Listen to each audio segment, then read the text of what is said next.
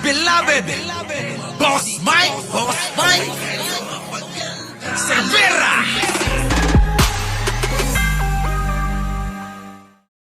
Ako si Mayor Leni Robredo nagsalita na ho.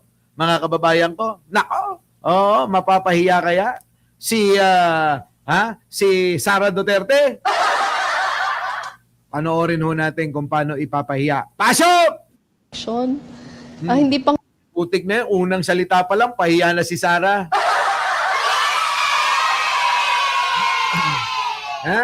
Unang salita pa lang, mga kababayan ko, pahiya na si Sara. Eto na. ang layo pa ng eleksyon. Kita mo? Unang salita pa lang, ang layo pa lang ng eleksyon, Sara. Hindi mo ba na-gets yun? Sa bagay, bobo ka, kaya hindi mo magigets yun. Hindi mo magigets yun. Diba? Maglagay ka ng lotion. Oo. Saan, Boss Mike? Sa iyong ulo. Para kunyari may utak ka, sobra-sobra. Lotion. Lotion ba? Ipatak mo sa bumbunan mo. Para kunyari umaapaw yung utak mo. Para maunawaan mo ang ibig sabihin na malayo pa lang ang eleksyon. Walastik, mga kababayan, kita mo, unang salita pa lang ni Mayor Leni, yari ka na. Ito na. Sabi dito, ang layo pa ng eleksyon, hindi pa nga ako nag 1 year sa pwesto ko.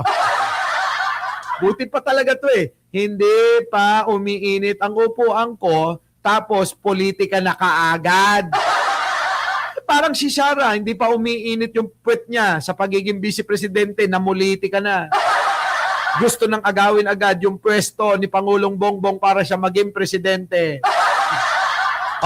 Kita mo rito, trabaho muna tayo. Kita mo? Alam mo, ibig sabihin nun? Alam mo ba ibig sabihin nun sinabi na, trabaho muna tayo?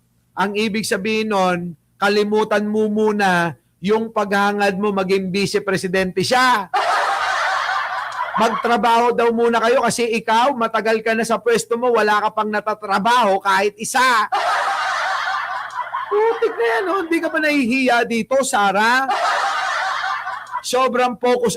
Tama, sobrang focus ako sa mga problema ng Naga. Ikaw, anong pinoblema mo, Sara?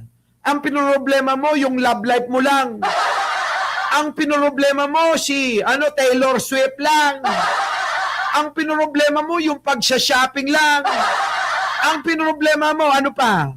Si Digong, hindi mo problema. Kinatuwa mo yan.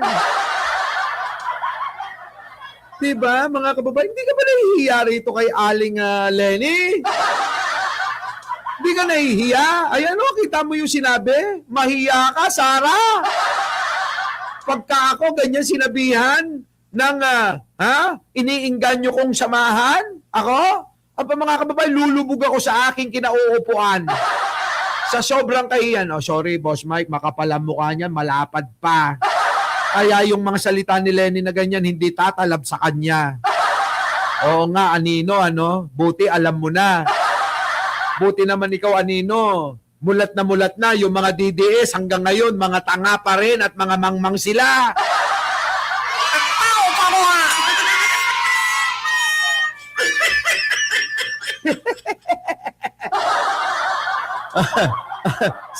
Sabi pa rito, sobrang focus ako sa mga problema. Si Sara, sobrang focus sa pagnanakaw niya. Just ka. Mahiya ka, eto, pakinggan na nga natin. Ang layo pa ng eleksyon. Hindi pa nga ako nag 1 year sa pwesto ko. Hindi pa umiinit yung upuan ko. Tapos politika na kaagad. Magtrabaho muna tayo. Magtrabaho muna tayo. Buti ka pa, Nanay Leni. Yung si Sara, walang ginawa. Buong buhay niya sa pagiging busy. Namuliti ka ng namuliti ka.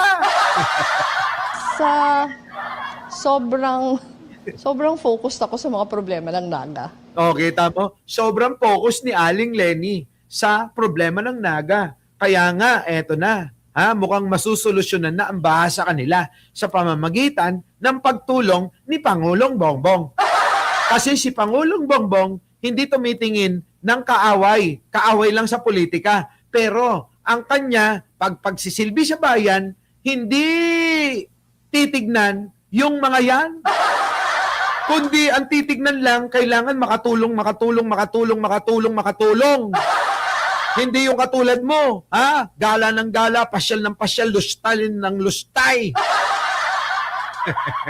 Diba? Buti pa talaga si Nanay Lenny. Oh, Nanay Lenny, ikaw ba may asawa na?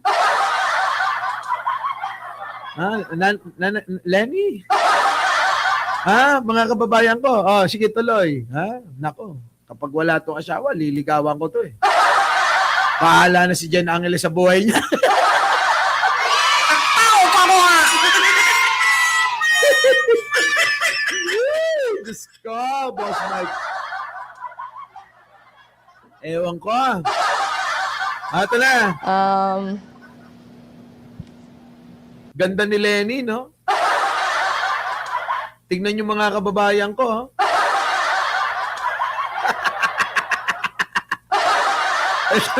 Ito na. Ito na. Yung farthest from my mind, yung mga pag-uusap sa Maynila. Oo nga.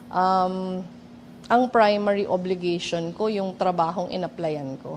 Kita mo, Sarah, hindi ka ba nahiya? Ha? Ang primary obligation ni Nanay Lenny, yung trabahong in-applyan niya, ikaw, nagsilbi ka na ba sa bayan? Bilang Vice President, inang-ina, tang inumin mo. Wala kaming naramdaman galing sa iyong hayop ka. Ikaw, Sara Duterte, tang inumin mo. Wala pa kaming naramdaman na serbisyo galing sa iyong hayop kang matabachan mo. Mas malaki na ngayon yung tiyan mo kaysa kay Martin Romualdez, hayop ka.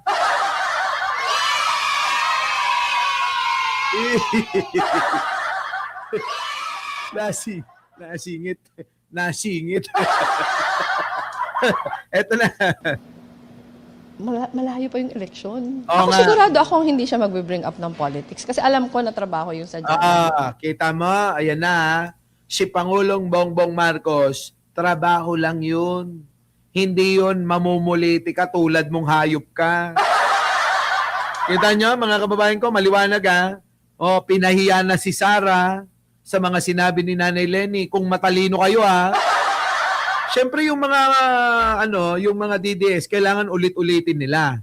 Kasi nga bobo sila eh. Kailangan ulit-ulit para maintindihan. Pero yung mga matatalino, gets nyo na yan. Sa salita pa lang mga kababayan, ay nako, oo, alam na natin kung sino pinatutungkulan. At kung sino pinariringgan. Di ba mga kababayan ko? Di ba? Eto na, dito na tayo mga kababayan ko. Eto pa, pakinggan ho natin si Nanay Lenny ng Naga. Pasok! I-clarify ko lang na... Ayan, makinig ka, Sara. Sara, pakinggan mo to ha. Pakinggan ho natin. Nanay Lenny! Pasok! Ito, i-clarify ko lang na as early as January 26, pinaghahandaan na to. Kasi yung Naga is one of the pilot sites all over the Philippines sa Oplan Kontrabaha ng programa ng administrasyon. Pakinggan mo, Sara, para magkalaman yung utak mo. Ganito ang pagsasalita, yung maliwanag at hindi yung katulad mong basa ka lang ng basang hayop ka. Mga kababayan ko, may kodigo na ho mga kababayan si Sara Duterte. Bawat isang salita. Mga kababayan, standby. Titingin uli. Ako po ay nasa harapan nyo ngayon. Standby. Pause muna. Titingin uli sa kodigo. Upang niyong sabihin na ako ay... Wait lang. Ano ba yon? Ako ba yon? Nasa isip niya yun, oh. Putik na yan. Ganun magsalita si Sarah. Mga kababayan, gusto nyo bang maging presidente yung ganong klase? Na masasabi ng anak nyo na mas matalino po ako sa kanya. Gusto nyo yun, mga kababayan? Yung sasabihin ng nanay ng anak ninyo, Ma, bakit mo binoto? Alam mo naman na mas matalino ako sa kanya. Tao ka mo ha! Mas matalino pa yung anak nyo kaysa kay Sarah. Alam nyo ba yan? Eto na. Pakinggan natin to, mga kababayan, si Nanay Lenny. Alam ko, ang ibang sites, Tuguegarao, NCR, Bacolod, Rojas City, Cotabato, tapos kami. So, ang head ng project, si Yusek Kalima ng DPWH, so mula pa January 26, pinagpaplanuhan na. Yun, mga kababayan ko. Mula pa pala ng January, pinagpaplanuhan na po yung proyekto ho na hinandog ng national government sa pangunguna po ni Pangulong Bongbong. Dito nga po sa nasasakupan ni Nanay Lenny. Ano po, maliwanag po yan na ginagawa ho ngayon na issue ng mga DDS, lalong-lalo na ho na yung pong mataba na malaki mata na si Tikya. Yung po yun, mga kababayan, oo. At iba pa dyan, lalong-lalo na yung mga alipores nila na mga nuknukan ng mga tanga tulad nila Banat Bay. Yan, yung grupo nila. Hanggang doon po siya may hiwa yung nguso niya. Oo, yung pag nagsalita hindi mo maintindihan pero mga kababayan, magtataka kayo. Oo, may talent yung mga DDS ha. Kahit mga tangat bobo, yung mga yan, may talent sila. Kayang-kaya nilang umunawa ng mga salita at paliwanag galing kay Bingot. Tao ka mo ha! Talent yun! Putik na yan, no? Kakaibang talent. Ang pinaka-idea ng Oplan Kontrabaha Na. is to explore yung mga green infrastructure over yung mga gray infrastructure. Okay. Para mabawasan yung problema sa baha. Na ang Naga, lagi talaga kami binabaha. Yun naman pala. So yung recommendations, Kita nyo, nung panahon ni Digong, hindi man lang nagawa yan. Ngayong panahon ni Pangulong Bongbong Marcos, masusolusyonan. Kayong mga taga-Naga, kayong mga taga-Bicol, mahal na mahal ni Pangulong Bongbong, kung alam nyo lang. early on, nung January pa, na ang DPWH magpapadala dito ng mga equipment. Tapos yung pinakaunang plano, magkakaroon siya ng launch na dadating sa presidente. Yan naman pala!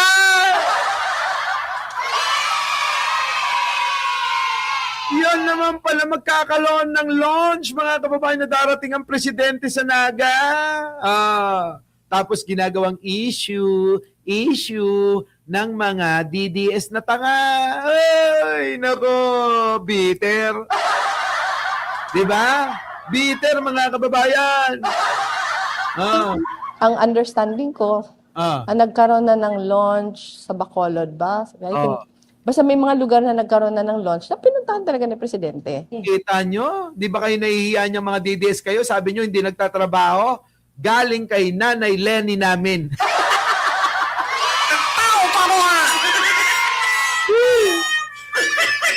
Sa bunganga mismo galing ni Nanay Lenny namin to. Ano yon, Boss Mike? Na si Pangulong Bongbong Marcos napakasipag. Bakit? Talagang lahat daw pinupuntahan ni Pangulo, hindi katulad ni Digong. Kaya hindi nalaman ni Digong na mahina yung mga structure ng mga tulay na pinaggawa niya. Ayun, bumagsak lahat. Bakit? Si Digong naglolo-lo lang sa Malacanang. Di ba?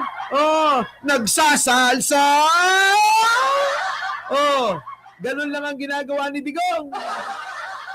Oh, kita nyo? Oh, sino may sabi nun? Si Nino. 'Di ba? Nagdadala ng mga babae doon. Sabi nga ni Nino, parang si Banat Bay nga daw 'yun. Ha? Ano ba 'yan? Mga bugaw ba kayo? Nagtatanong ako ha. Ayan, maliwanag ho. Sabi ho ni Nanay Lenny. Aba, ang Pangulong Bongbong Marcos lahat pinupuntahan niya. Si Sara pinupuntahan din eh. Lahat ng mga bansa na pagsashoppingan niya. Nando doon mga kababayan na pinupuntahan. So this is just one of the trabahong pinupuntahan niya. Kita mo, trabaho na pinupuntahan. Nasaan kayo ngayon? Ang Pangulong Bongbong Marcos, trabaho na pinupuntahan. Hindi ba kayo nahihiyan niyan kay Pangulo? Ayan galing kay Nanay Lenny ko. My God. Ay, kaya!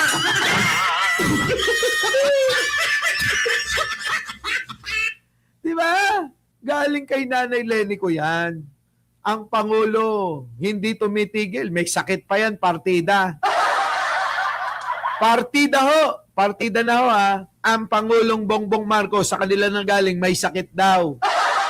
Pero kahit may sakit, trabaho pa rin ang trabaho. Trabaho pa rin ang trabaho. Yung walang sakit. Boss Mike, may sakit din yun. May sakit daw, sabi ni Anino. Mali ako. Oo, ang sakit daw ni Sara, sakit sa pag-iisip.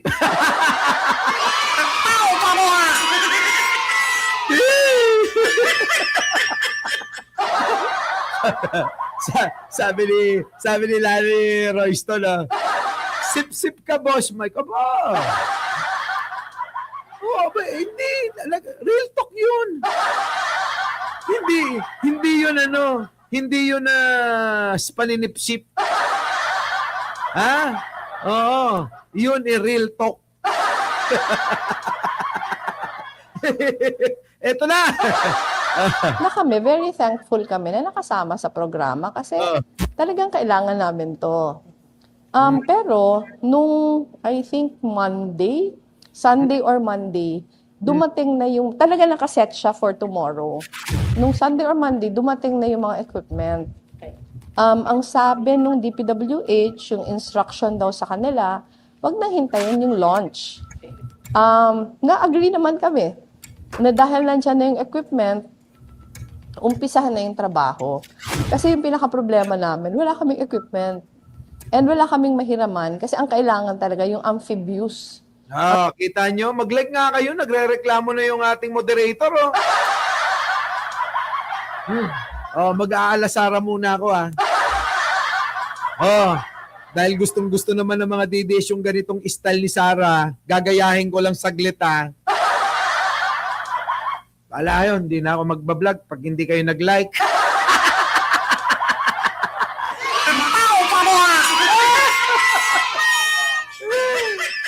kaya! Dali na mga DDS. Bahala kayo, hindi na ako magbablog pag hindi kayo nag-like. Sara style. Di ba? Style ni Sara yan eh. Yung ganong mga stylean, mga kababayan, si Sara. Tignan. Our beloved Boss Mike